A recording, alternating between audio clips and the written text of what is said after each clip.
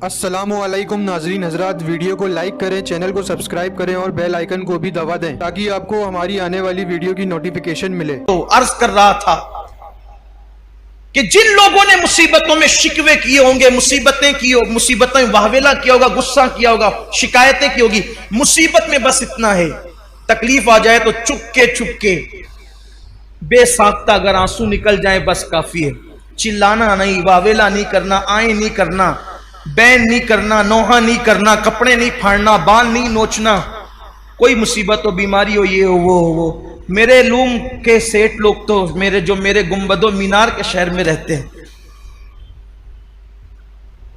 जिससे भी मुलाकात हुई 95% लोग हमेशा परेशान ही रहते हैं। अल्लाह के बंदो कभी तो शुक्र कर लिया करो। जल्दी से मैं उनकी जबान से अल्हम्दुलिल्लाह नहीं सुनता। अभी मार्केट ऐसा है, फिर बालोतरा बंद हो गया है, वो पाली में ये हो रहा है, बारिश ऐसी हो गई है, वो मार्केट बंद हो गई है, मारवाड़ी पैसा लेके भाग गया। अरे अल्लाह के बंदो, क्यों किसी को सुनाते? जितना इसको सुना रहे उतना मुसल्ले पे बैठ के उसको सुना। मसला जहां हल होना है सुनाना भी वहीं चाहिए। बाकी रहे ये वो तो फिर अल्हम्दुलिल्लाह कह के आगे बढ़ो। अच्छा, एक बात मैं और भी देख रहा हूं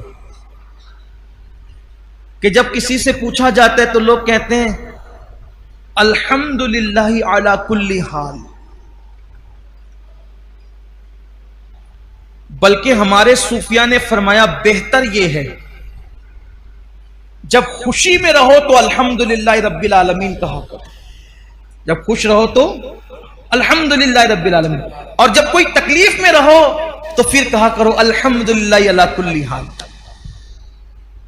अल्हम्दुलिल्लाह अला कुल्ली हाल का मतलब कोई माज़अल्लाह कोई नाजायज और हराम नहीं है अल्हम्दुलिल्लाह अला कुल्ली हाल के, ना कोई मना भी नहीं है, लेकिन बुजुर्गों की बात, हमारे बुजुर्गों ने फरमाया अल्हम्दुलिल्लाह रब्बिल आलमीन का मतलब है कि हर खूबी अल्लाह के लिए जो तमाम आलमीन का रब है, और अल्हम्दुलिल्लाह अला कुल्ली हाल का मतलब हर हाल में अल्लाह का शुक्र, हर हाल में कह सकते हैं, लेकिन अल्हम्दुलिल्लाह रब्बिल आलमीन कहा हर मर्तबा।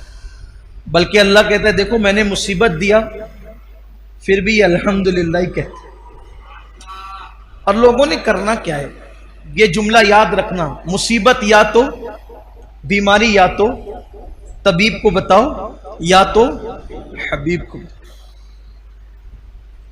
तो आवेला करने वाले, मुसीबतों में हंगामा करने वाले, चीखने चिल्लाने वाले फरिश्ते कहेंगे तुम सब भागो यहां से, चलो जाओ, तुमने फहश कलामियां की, सब्र नहीं किया, गुस्सा किया, ये किया वो किया, तुम्हारे लिए कुछ नहीं है, जाओ तुम लोग।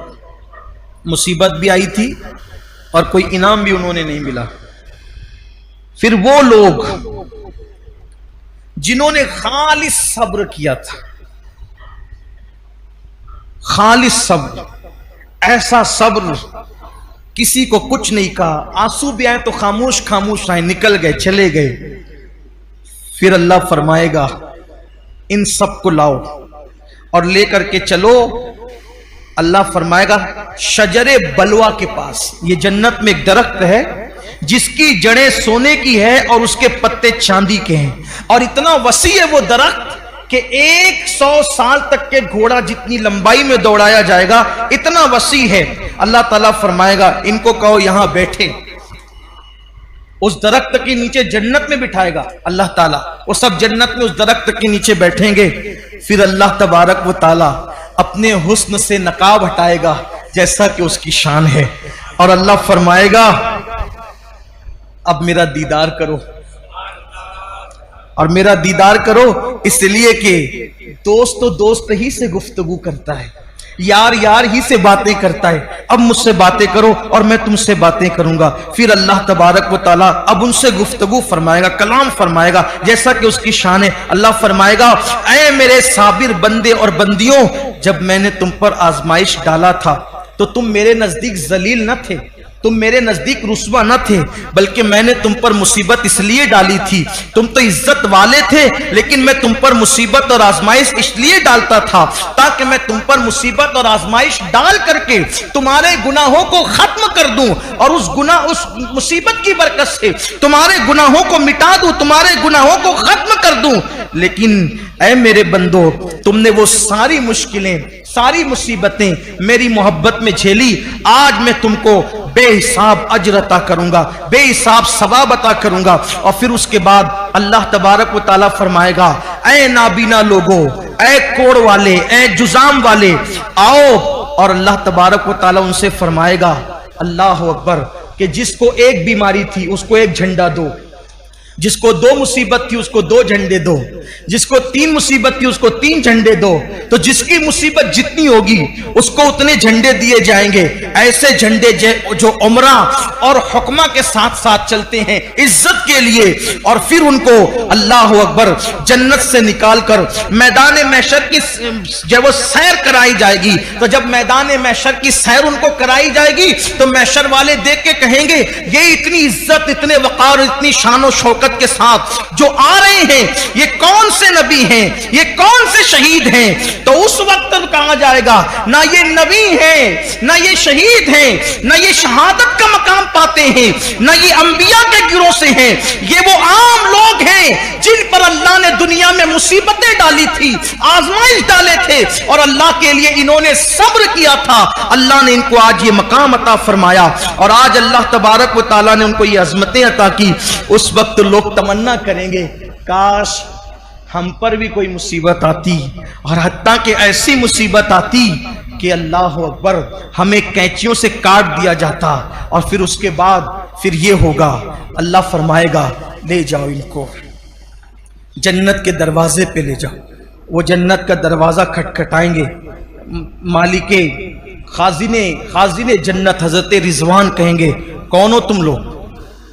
तो दूसरे फरिश्ते कहेंगे, ये वो लोग हैं जिन पे अल्लाह ने मुसीबत और आजमाइश और तकलीफें डाली थी, अब इनको जन्नत में दाखिल किया जाए। तो वो कहेंगे कि अभी तो पूरे लोग कब्र से उठे भी नहीं। ये दूसरी रिवायत पढ़ रहा, अभी तो ये लोग, अभी पूरे लोग कब्र से उठे नहीं, अभी मीजान नहीं रखा गया, आमाल नहीं तोले गए, अभी सब लोग कब्र से बाहर नहीं आए, अभी मैदान महशर गोया के पूरी तरह से सजा नहीं, और तुम ये कहते हो कि इन्हें जन्नत में दाखिल करो। तो कहेंगे, ये अल्लाह का हुक्म है। अल्लाह ताला ने ऐलान किया है कि जिन पे अल्लाह ने आजमाइश, मुसीबत और तकलीफ दुनिया में डाली थी और उन्होंने सब्र किया था, अल्लाह ताला उनका नामे अमाल खोलेगा ही नहीं, उनका नामे अमाल मीजान पे रखा ही नहीं जाएगा, उनसे कुछ हिसाब ही नहीं होगा, उनसे कुछ पूछा ही नहीं जाएगा, उनसे कुछ नहीं कहा जाएगा, और वो सीधा जन्नत में दाखिल होंगे। इनके लिए जन्नत के दरवाजे खोल दिए जाएं ताकि ये सुकून और चैन के साथ अपने अपने महल्लात के अंदर, जन्नती घरों के अंदर बैठे। और फिर मेरे आका अलैहिस्सलाम फरमाते हैं, वो लोग 500 साल पहले सब जन्नत में चले जाएंगे, हत्ता के लोगों का इधर हिसाब व किताब हो रहा होगा, और वो जन्नत में बैठे बैठे वो सब मुशाहिदा कर रहे होंगे हिसाब व किताब का।